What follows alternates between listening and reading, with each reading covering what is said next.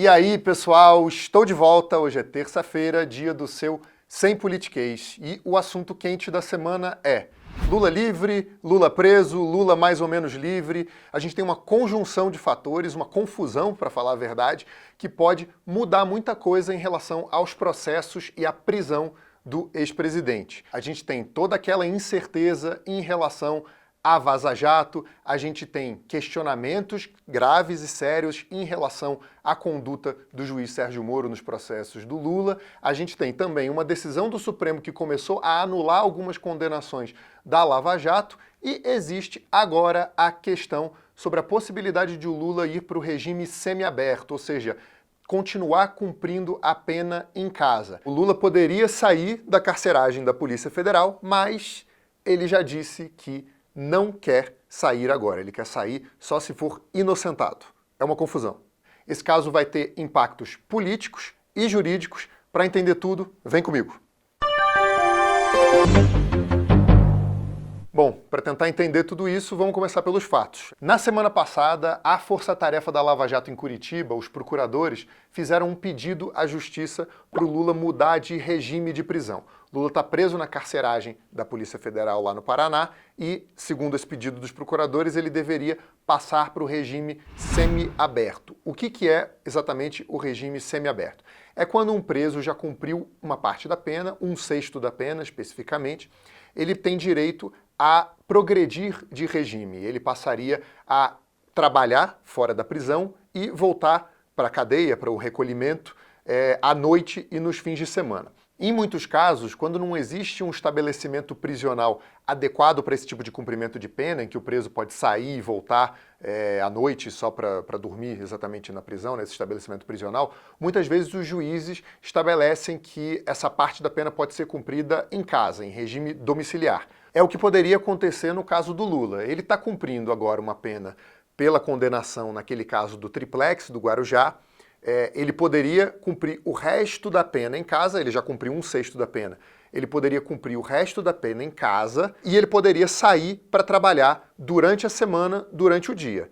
À noite e nos fins de semana, ele teria que ficar em casa. As condições para o cumprimento dessa pena, se ele teria que usar, por exemplo, tornozeleira eletrônica, se ele teria restrição de trabalho em algum local específico, se ele teria contato livre com qualquer pessoa que pudesse entrar no apartamento dele, por exemplo, isso tudo vai ser definido pela juíza responsável pela execução do caso, que é a Carolina Lebos. Ela ainda vai decidir, de acordo com a manifestação do Ministério Público, de acordo talvez com alguma manifestação da defesa, quais seriam essas circunstâncias, quais seriam essas condições. Mas como você sabe, as coisas na política brasileira e na justiça não são tão simples assim. O Lula disse que não quer sair para o regime semiaberto, não quer sair da carceragem da Polícia Federal, dizendo que ele não topa uma barganha, ele não topa trocar a liberdade dele por essa concessão, né, por esse benefício, entre aspas, que é dado a todos os presos. Ele passou a segunda-feira reunido com advogados, os advogados saíram da carceragem da Polícia Federal e leram uma carta em que o Lula manifestava essa vontade de lutar até o fim pela inocência dele e não sair, por enquanto, agora para cumprir uma parte dessa pena em casa. Ele quer ser inocentado mesmo. Olha, eu vou dar um passo atrás agora e explicar por que essa discussão específica é tão importante agora, nesse momento. Existe aí um caldo no Supremo Tribunal Federal que, enfim, está lidando com uma série de questionamentos em relação à Lava Jato, em relação especificamente também a condenações do Lula, a casos que afetam especificamente a situação do Lula. A primeira delas é um questionamento feito pela própria defesa do ex-presidente, que é aquela suspeição do juiz Sérgio Moro. O que significa isso? São aquelas dúvidas, aquelas perguntas, aqueles questionamentos em relação à imparcialidade do Sérgio Moro. Como a gente viu, especificamente naquelas mensagens vazadas da Força-Tarefa da Lava Jato, a defesa do Lula diz que o Sérgio Moro não foi um juiz imparcial porque ele colaborou com os procuradores, colaborou com os acusadores, o que teria prejudicado a defesa. Existe um julgamento sobre essa suspeição do Sérgio Moro, sobre esse comportamento do Sérgio Moro, que está pendente de julgamento no Supremo, que está prestes a ser julgado no Supremo. Vai depender quando ele vai ser levado àquela segunda turma do Supremo, que é uma turma formada por 5 ministros. O julgamento já começou, estava empatado em 2-2, falta um voto ainda do Celso de Mello. Esse caso pode ser retomado ainda esse mês. O ministro Gilmar Mendes disse que ainda em outubro ele pode levar esse caso de volta para julgamento. E tem outro caso que está quente no Supremo ainda, que foi uma decisão que anulou algumas condenações da Lava Jato. O que acontece nesse caso especificamente? Quando uma pessoa é acusada de um crime e resolve fazer uma delação premiada, resolve colaborar com o Ministério Público, com a Justiça, ela faz acusações contra outras pessoas que também são réis ali do processo, também estão sendo acusadas no processo. O que o Supremo decidiu agora e entendeu agora? Quando uma pessoa, um réu, um delator, faz uma acusação contra outro réu que não é delator, esse réu que não é delator, ele deve ter o direito de falar por último no processo, porque ele precisa ter o direito de se defender de acusações que são feitas pelo réu que é delator. Bom, isso não está disciplinado na lei brasileira, não está especificado na lei brasileira. E a praxe é que todos os réus se manifestem no processo, sejam eles delatores ou não delatores, eles se manifestem no processo ali no final do processo juntos, ali mais ou menos no mesmo período. O Supremo entendeu que isso prejudica a defesa dos que não são delatores. Por quê? Os delatores eles estariam trabalhando junto com a acusação, junto com o Ministério Público, e se eles apresentarem ali uma informação nova, uma argumentação nova no final do processo, sem que os réus não delatores tenham acesso antes a essas informações, esses réus não delatores poderiam acabar ficando prejudicados. Que zona, Miriam, mas acho que deu, né? Porque eles não teriam chance de se defender de uma acusação que eles ainda não conheciam. O Supremo decidiu já anular 2 condenações da Lava Jato com base nesse entendimento e ainda vai decidir exatamente como é que isso vai ser aplicado, a que casos isso vai ser aplicado. O mais provável é que sejam beneficiados os réus que se diziam prejudicados já durante a tramitação do processo, durante o julgamento ali na primeira instância, ali no primeiro julgamento que eles tiveram. Isso não se aplicaria, por exemplo, ao caso do triplex do Guarujá, ao caso em que o Lula foi condenado e já está cumprindo pena. Por quê? Porque a defesa do Lula lá atrás não disse que estava sendo prejudicada por esse entendimento de que todos os réus deveriam falar no mesmo momento. Mas isso pode se aplicar ao caso do sítio de Atibaia. O Lula já foi condenado em primeira instância e, naquela época daquele julgamento, a defesa, os advogados do Lula, disseram que queriam falar depois dos delatores. Eles já levantaram essa bandeira naquele momento. Agora, o caso estava prestes a ser julgado em segunda instância. Ainda esse mês, ainda em outubro, o Tribunal Regional Federal, lá da região sul, julgaria o caso do Lula. É muito provável que ele fosse condenado também em segunda instância. E aí você vai lembrar que quando um réu é condenado em segunda instância, ele pode começar a cumprir a pena de prisão. Isso significa que, mesmo que o Lula fosse para o semiaberto, para o regime semiaberto, no caso do triplex, no processo do triplex, ele poderia voltar para a cadeia no caso do sítio de Atibaia. Se essa decisão do Supremo de anular a condenação da primeira instância for aplicada no caso do sítio, o processo voltaria mais ou menos 9 meses. Isso foi um cálculo feito ali por uma reportagem da Folha de São Paulo. O processo voltaria 9 meses, significa que o Lula teria aí uma janela de 9 meses para fazer uma nova defesa ou para ficar até mesmo no regime semiaberto, preso em casa, se tudo progredir para que ele realmente mude de regime de prisão. O que a gente vê é que existem 2 julgamentos quentes aí no Supremo que poderiam afetar diretamente os casos do Lula. E esse é um dos motivos pelos quais o Lula não quer aceitar essa progressão do regime, não quer aceitar cumprir o resto da pena em casa. Ele está apostando todas as fichas dele nesses 2 julgamentos específicos do Supremo. Por quê? Um deles, o julgamento de suspeição do Moro, poderia anular a sentença que o Moro deu, poderia anular a condenação do Lula no caso do triplex. E esse segundo poderia também, de certa maneira, anular o julgamento em primeira instância do caso do sítio. O Lula não seria inocentado especificamente, mas as condenações dele seriam apagadas. Então, nesse caso, parece que está tudo ao contrário. A pessoa que está presa não quer sair da prisão e o Ministério Público, que é quem levou ele para a cadeia, no fim das contas, acha que ele tem que sair da cadeia. Mas tudo isso tem motivo. Como é que funciona essa estratégia do Lula especificamente? Nessa decisão de recusar a saída da cadeia, esse cumprimento de parte da pena em casa. O Lula, como eu disse, está apostando as fichas nas decisões do Supremo, porque ele acha que ali vem uma decisão um pouco mais definitiva. Não é definitiva totalmente, porque mesmo que os julgamentos sejam anulados, ele pode ser julgado de novo. O processo não acaba só porque uma decisão, uma sentença, ou mesmo uma parte do processo é anulada. O julgamento aconteceria de novo lá em Curitiba, com um novo juiz, o Bonar, que entrou no lugar do Sérgio Moro, e, enfim, o processo correria as fases seguintes novamente. O Lula e alguns aliados acham que se ele saísse, o Supremo não consideraria mais tão urgentes esses casos, não consideraria esses julgamentos mais tão urgentes, e aí essa questão, essa discussão sobre a suspeição do Moro, a anulação da sentença do sítio, isso poderia demorar um pouco mais para acontecer. Bom, o que acontece é que a Força Tarefa lá de Curitiba sabe que está numa situação um pouco mais complicada agora, com o vazamento das mensagens da Lava Jato, com os questionamentos feitos em relação ao comportamento dos procuradores, algumas ilegalidades que podem ter sido cometidas lá em Curitiba durante as investigações. Tudo isso formou uma situação, um ambiente muito negativo para a Força Tarefa. Então eles acham que, botando o Lula em casa, tirando ele da carceragem da Polícia Federal, eles podem exatamente diminuir um pouco a pressão sobre eles, inclusive diminuir também o ritmo desses julgamentos no Supremo. É exatamente o entendimento oposto do que entende o Lula, do que pensa o Lula. O Lula acha que ele ficar preso ajuda a acelerar um pouco os julgamentos no Supremo. A Força-Tarefa da Lava Jato, o Ministério Público, acha que botando o Lula em casa reduz-se um pouco essa pressão e pode até acomodar um pouco mais alguns entendimentos em relação ao comportamento da Força-Tarefa. Tem um ponto interessante em relação a esse comportamento do Ministério Público, que é o fato de que eles realmente flexibilizaram o entendimento deles em relação a essa mudança de regime. O que aconteceu no caso do Lula especificamente? Na semana passada, os procuradores disseram que o Lula poderia mudar de regime, mesmo não tendo pagado uma multa que faz parte da condenação dele, uma multa de 4,1 milhões de reais.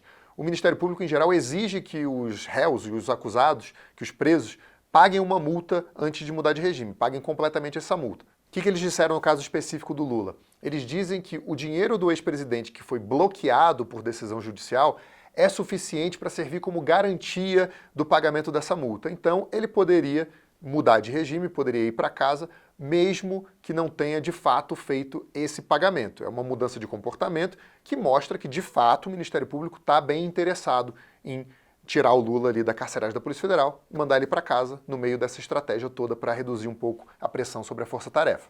Mas aí, o Lula vai para casa ou não vai para casa? Bom, tudo isso vai acontecer possivelmente ao longo dessa semana ou na próxima.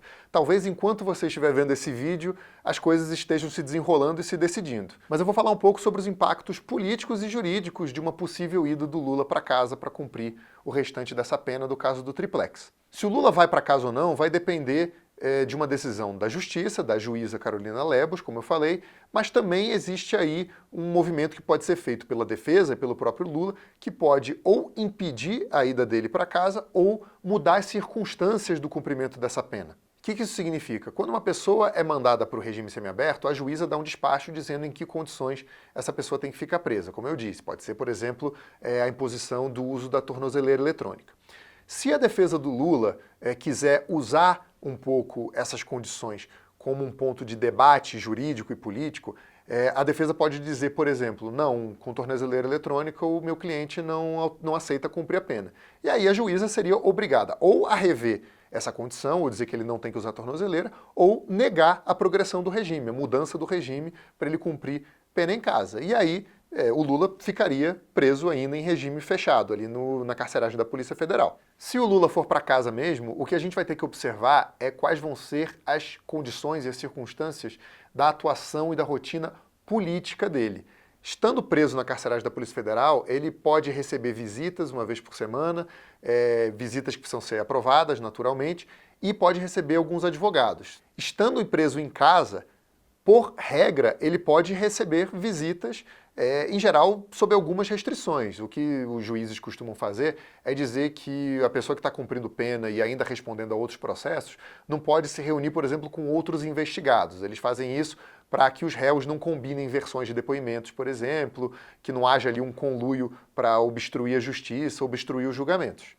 O Lula ali na carceragem da Polícia Federal, ele continuou sendo um personagem muito influente na direção do PT. Foi ele que acabou de decidir, por exemplo, que a Gleisi Hoffmann deveria permanecer mais um mandato na presidência do PT. Ele que deu a palavra final e pouca gente questionou. Se ele puder receber gente em casa livremente para discutir os rumos do partido, discutir políticas para o país, ele vai ser uma pessoa ainda mais influente tanto no PT quanto na esquerda de maneira geral. Ele vai voltar a mexer as peças diretamente ali no xadrez da política brasileira. Se você lembrar, na campanha eleitoral, o Fernando Haddad, que virou o candidato que substituiu o Lula depois que ele foi impedido de disputar pela lei da ficha limpa, o Fernando Haddad precisou se qualificar como advogado do Lula para poder visitar o ex-presidente na carceragem livremente e debater ali as estratégias eleitorais. Agora as coisas vão ficar muito mais simples se de fato o Lula puder receber gente em casa. A gente também vai ter que ficar de olho nas outras condições do cumprimento dessa pena. O Lula, como ele vai poder sair de casa só para trabalhar e depois vai ter que voltar e ficar em casa, ele não vai poder, por exemplo, participar de um comício ou de um debate fora de casa. Mas a gente tem que ver se ele vai poder dar entrevistas em casa, se ele vai poder gravar vídeos. Será, por exemplo, que ele pode fazer uma live todo dia? Ele pode fazer uma transmissão ao vivo no YouTube? Isso vai depender das circunstâncias, mas seria uma baita ferramenta política para ele fazer uma atuação mais intensa a partir de agora. O Lula, quando ele estava na carceragem da Polícia Federal, ele pôde dar entrevistas. Elas tinham que ser aprovadas previamente, mas ele tinha uma liberdade razoável para falar com a imprensa, para divulgar o que ele pensava, para responder a perguntas. Em casa, se ele tiver ainda mais liberdade, ele vai poder falar com os próprios eleitores de maneira quase ao vivo lá. O que é outro ponto que está em jogo nesse debate sobre se ele deve ir para o regime semiaberto ou se ele deve esperar uma anulação das sentenças que foram aplicadas a ele até agora? É a questão da lei da ficha limpa. Se o Lula só progredir de regime, mudar de regime para o semiaberto e passar a cumprir pena do triplex em casa, ele continua afetado pela lei da ficha limpa. A lei da ficha limpa é aquela que diz que uma pessoa que é condenada por um colegiado, condenada, por exemplo, por um tribunal de segunda instância, que é o caso do Lula, nesse caso do triplex, ela fica inelegível no período de cumprimento de pena e mais 8 anos depois. No caso do Lula, no caso do triplex especificamente, isso significa que ele só poderia voltar a ser candidato, só teria o direito de se candidatar a partir de 2035 ou 2036, porque ele precisaria cumprir os 8 anos da pena e ficar mais 8 anos ainda inelegível. Mas, se as sentenças forem anuladas, as condenações forem anuladas, essa aplicação da lei da ficha limpa também cai. Isso significa, possivelmente, que o Lula poderia voltar a ser candidato, mas isso, logicamente, vai depender dos novos julgamentos desses casos que podem ser anulados. Ou seja, se o caso do triplex for julgado de novo em primeira e segunda instância, a lei da ficha limpa volta a se aplicar e o Lula não poderia ser candidato. Fora todos os outros processos a que ele responde e que ainda podem ser julgados nos próximos anos. Existe um outro elemento interessante em relação a esse vai ou não vai do Lula, que é o cenário político atual. O Lula, se ele sair, ele provavelmente vai ser um opositor ferrenho do governo Jair Bolsonaro, das políticas do governo Jair Bolsonaro. Tem muita gente que entende, e eu até concordo com esse entendimento, que o Bolsonaro, de certa maneira, até se beneficia da saída do Lula da cadeia. Por quê? Porque o Bolsonaro tem um discurso permanente sobre o risco da volta do PT, da volta do Lula, da volta da esquerda ao poder. Se o Lula estiver em casa fazendo política, ele se tornaria, em tese, um risco maior. O Bolsonaro poderia explorar esse medo, esse receio da volta do PT, da volta da esquerda, para se fortalecer politicamente. Essa discussão toda em relação ao Lula tem vários tentáculos jurídicos, o impacto pode ser relativamente grande. A gente vai ter que esperar o julgamento do Supremo em relação àquela suspeição do Sérgio Moro, que pode levar, talvez, à anulação do julgamento do triplex e também de outros processos, pode ter uma contaminação aí generalizada. A gente tem que esperar também a decisão do Supremo em relação à anulação de sentenças, anulação da condenação do Lula no caso do sítio de Atibaia. E também tem um terceiro elemento importante que pode ser impactado por esse ambiente político e jurídico, que é um possível novo julgamento da questão da prisão após condenação em segunda instância. Como você sabe, o Supremo decidiu em 2016 que uma pessoa que é condenada em 2 instâncias, por 2 tribunais diferentes, já pode começar a cumprir pena. Isso se aplicou ao Lula e é por isso que ele está preso. Mas existe um clima no tribunal, pelo menos uma parte do tribunal, que é julgar de novo essa situação, esse entendimento, para que os condenados, na verdade, só possam cumprir pena depois que todos os recursos forem esgotados, depois que eles puderem recorrer ao Superior Tribunal de Justiça e ao Supremo Tribunal Federal. Isso poderia também beneficiar o Lula, no caso do triplex, no caso do sítio e em todos os outros processos a que ele responde. Existe uma interpretação em relação ao timing desse julgamento. Com o Lula preso, essa discussão sobre a prisão em segunda instância fica muito contaminada no entendimento de praticamente todos os juízes do Supremo. O que significa isso? Toda vez que o Supremo se mexe para tentar talvez julgar essa questão, retomar um julgamento dessa questão, a reação é muito grande nos grupos que querem que o Lula continue preso, porque acham que o Supremo só quer julgar essa questão da prisão em segunda instância para soltar o Lula. Se ele estiver em casa, essa questão ficaria um pouco menos pressionada, haveria uma contaminação um pouco menor. É isso que a gente vai ver a partir de agora, se de fato o Lula for para casa.